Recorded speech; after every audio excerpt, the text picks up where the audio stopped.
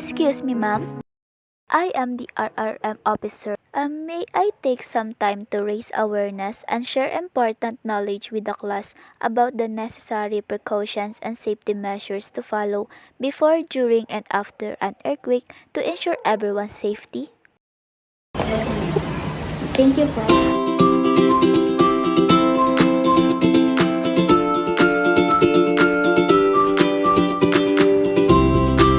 So thank you everyone. Can I ask a few minutes so we can make a video about earthquake preparedness that we just talked about earlier? Yes. So, now let's get started. Earthquake can happen anytime, but with right preparation, we can stay safe. Today, we'll show you what to do before, during, and after an earthquake. So let's get started. Before an earthquake, it's super important to be prepared.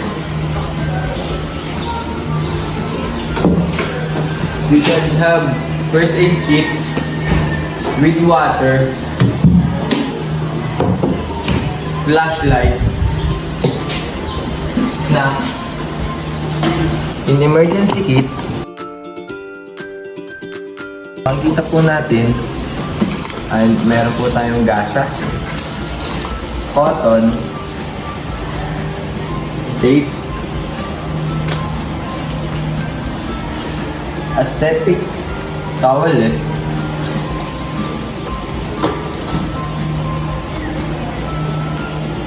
meron din tayong band-aid and anything we need in emergency.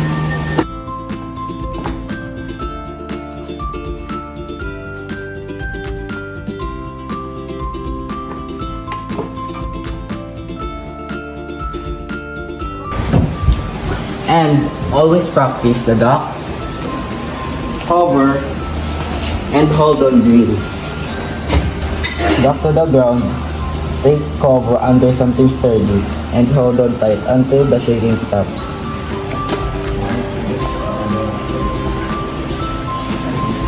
Make sure to secure heavy furniture like bookshelves and cabinet to the walls. And this will help prevent things from falling and causing injury.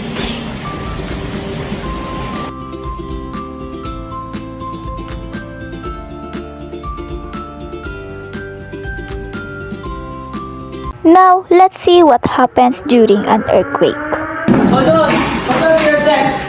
Or whatever you're taking cover under. Keep hold on until the shaking stops. Drop to the ground right away. Take cover under something sturdy. Protect your head and neck. Stay away from windows and doors. You don't want to be near glass or anything that could break. The classroom may look safe right after the shaking stops, but could there be hidden dangers? Oops! Don't panic. After the earthquake stops, it's important to assess the situation carefully and stay alert.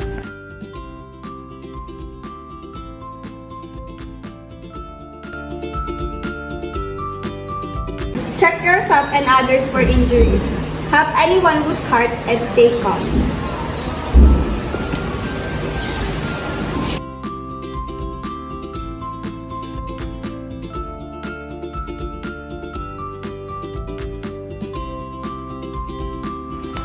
Also, it is important to make sure the door opens safely. Sometimes door can get jammed or blocked by debris. And if we stay inside, we might not able to get out when we need to. After an earthquake, it's important to leave the classroom because of potential hazard like falling furniture, broken glass, or electronic wires. The classroom may look safe right after the shaking stops, but could there be hidden dangers? And there's another thing to remember. Aftershocks, there are smaller earthquakes that happen after the main quake.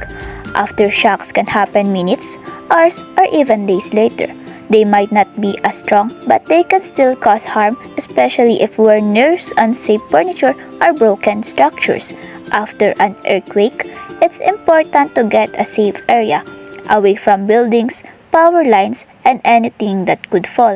Wide open space are the safe place to be during or after an earthquake. There are no buildings or heavy objects that could fall or cause injuries. By being in an open field, we avoid the danger of debris falling from building or power lines that could collapse. It's also important to stay away from areas near cliffs or steep slopes. Exactly. Always head to a wide, open space and make sure you're far away from anything that could pose a risk. Earthquake can be scary, but if we're prepared, we can stay safe. Make sure your classroom and home are ready. And practice your drills regularly. Remember, know where to go, what to do during an earthquake. You could save yourself and others. Check your home too. Be sure it's safe and practice it with your family. Everyone should take the step before, during, and after the earthquake.